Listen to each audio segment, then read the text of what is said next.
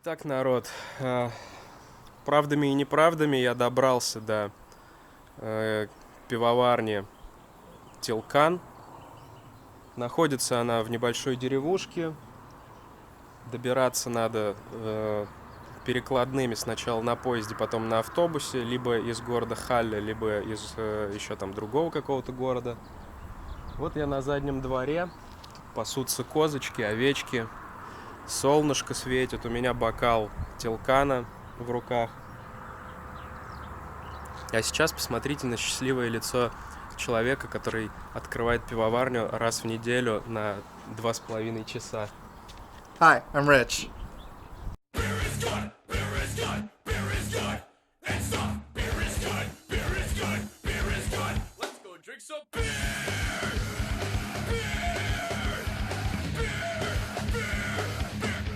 Okay, so tell us a bit about the brewery, how much people are doing all of this hard work. Yeah, of course. So this is Gueuzerie Tilquin. We're actually behind the facility right now. What was just on camera was the Wallonian countryside, and those trees in the back is actually the Flemish side. So we are a French-speaking blender here. There's currently 6 people working here, but it was started by Pьerom Tилquin. His last name is Tilquin, hence the name. About just over 10 years ago. It's 2019 right now, so it started in 2009. And so we just celebrated the 10-year anniversary of it as a business. And it started very small, just 200 barrels in the room I'm about to show you. And we're actually producing quite a bit. This year's production was about 1,500 hectoliters out the door in terms of bottles and kegs. So if that's just enough about the boring bits, let's go look at some barrels. Okay. Show the way. Of course.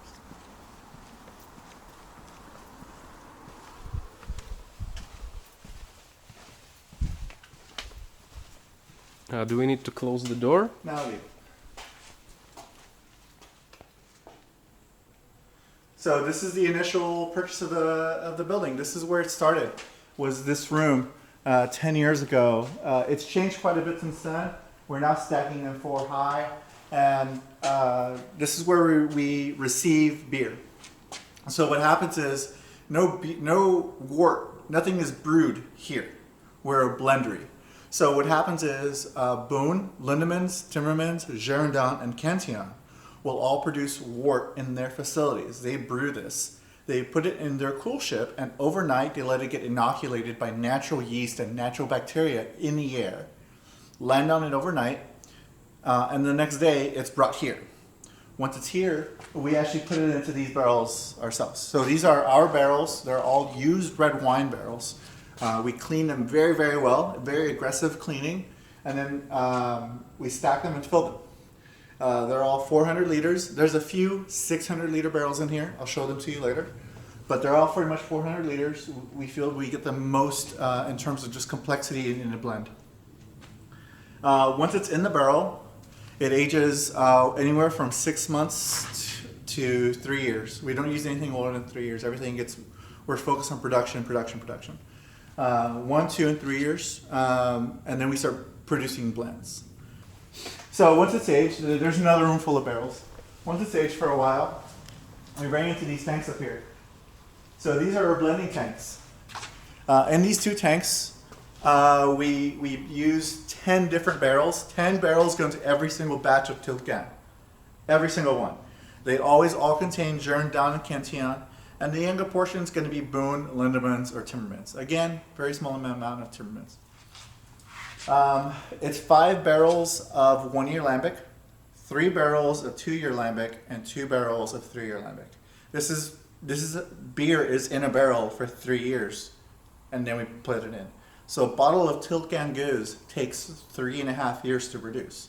We need to receive the wort, we need to age it to a 3-year point, we blend it, we bottle it, and then wait another 6 months, sometimes 8 months or a year until that beer is ready. So that bottle of Tilquin takes 3.5-4 years from coming in the door to in your hand. And how are you doing the blending? Are you taking several different... So correct. So what we do is, so imagine this barrel is in the rack. We actually knock out this tap right here. We get a hammer, we knock it out, and we shove a hose into it, and we collect 10 different barrels. And the barrel selections is interesting. It's always 10 barrels. We will sample anywhere from about 12 to 20 barrels for a blend. And you're looking for certain things. When blending with different house producers, what happens really differently is sugar densities. We're balancing the amount of sugars, and we're also balancing acidity. We can't have it's really hard to lower acidity. You just can't lower acidity in blend, but you can always add sugar. And so we're pulling 12 to 20 barrels. We're sampling, we're looking for off flavors, what we can blend in, what we can blend out. So you're basically just put several glasses and pour. So there's a table. We should have brought it out, but we have a table with a grid on it, and we basically pour glasses, and you just taste through them. Oh, okay. And you're looking for those off flavors. You're looking for that acidic vinegar, that citrusy lacticness. You're looking for like a really sweet wort. There's certain notes you look for that. Okay, this would be really good in a blend. This would be really bad in a blend. And are you drinking water between or something? Because no, it's not that level. Isn't it mixing in the mouth after a while when you? No, try? so blending's weird. For the most part, it's down pretty solid in terms of the formula of a Tilquin blend. Everything younger is always Boone and Lindemans, and everything older is always Girondin Cantillon. That's for economic reasons as well as just flavor reasons. One barrel of Girondin will completely change a blend. It's so heavy and wordy and hoppy. One barrel of Cantillon completely changes the blend. So we will use that, and we'll pad with Boone. We need some more Lindemans. I just put it in. It's fine. Lindemans is really citrusy. Boone is really it's got a certain bitter and green note to it. It's not as delicate as a process would make it seem. So this is where blending happens. If you've had any of the fruit blends, they're all created in these stainless steel containers. We use 1,000 kilos of fruit to 1,000 liters of lambic. So there'll be half a ton of fruit in here, and then topped up with lambic. Wow. And we'll let it macerate for as long as it needs. Some of them take quite a while. So we had a maple syrup goose that actually took about 8 months to completely ferment. And there's actually 18 of these in the building. They're just kind of hidden away behind other things. But this is where all the fruit lambics take place here. So we'll create a super concentration. Basically just really, really concentrated fruit lambic, and we'll blend it down again in those tanks to the point where the fruit and the lambic work together. We do not create here at Tilquin fruit juice. If you want raspberry juice, go buy raspberry juice. We don't create high fruit output. We try to if the beer takes 3 years to produce, let's respect that. And so we try to make sure the lambic is really present in all the blends of Tilquin. This is the other section of the building. So grand total right now here in Tilquin is about just over 600 barrels. Wow. Yeah. It's quite a bit. It's getting kind of tight. We're stacking 4 high in some spots right here. And right here. those barrels are from red wine as well, or just oak? All red wine. We just buy wine. them by the truckload.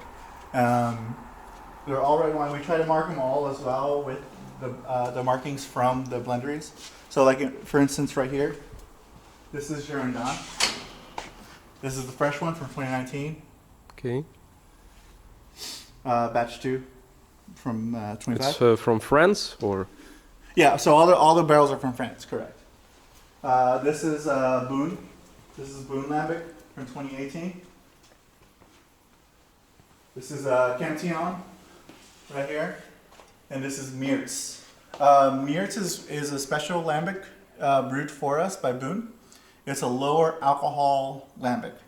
So it's lower alcohol, but it's treated just like lambic. We age it just the same, but it's used to create the draft versions. So once we finish blending, we bottle everything. Obviously, there's some racks full of bottles here, but we put everything into as much as we can into our warming chamber to re-ferment a second time in the bottle. So remember, the beer's already fermented once in the barrel. Once it's fermented in the barrel, we put it in a bottle. Now sugars are available again to those really advanced colonies of yeast and bacteria. But we put it in there and it re-ferments a second time in a warming chamber. This is a little warmer than the rest of the building, but this lets the beer become naturally carbonated. So we don't actually add CO2 at any point. We don't even purge with CO2. Everything is pretty much as it is. It's carbonated naturally with just yeast and sugars acting together to carbonate in the bottle. Once it's in there, it's pretty much just a matter of packaging, labeling, and shipping. So all the labeling happens here, and then it's at the door. And this is pretty much the entire operation. Again, it's a small crew.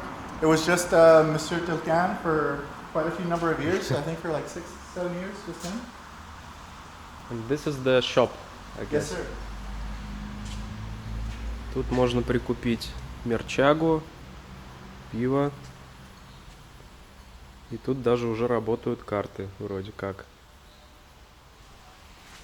So the last stop, I guess, is the tap room. Of course, let's have a look at the tap room. Tap room's only open on Saturdays, but we might open more often, who knows? Да, ребята пока что работают, как я уже говорил, только по субботам с 10:30 до часу. Тап-рум открыт и не принимают карты, only cash. Но рассчитывают, что когда будет больше народу, то будет возможность открываться почаще. And here's the main guy, main brewer. Blender. Yeah, blender, of course.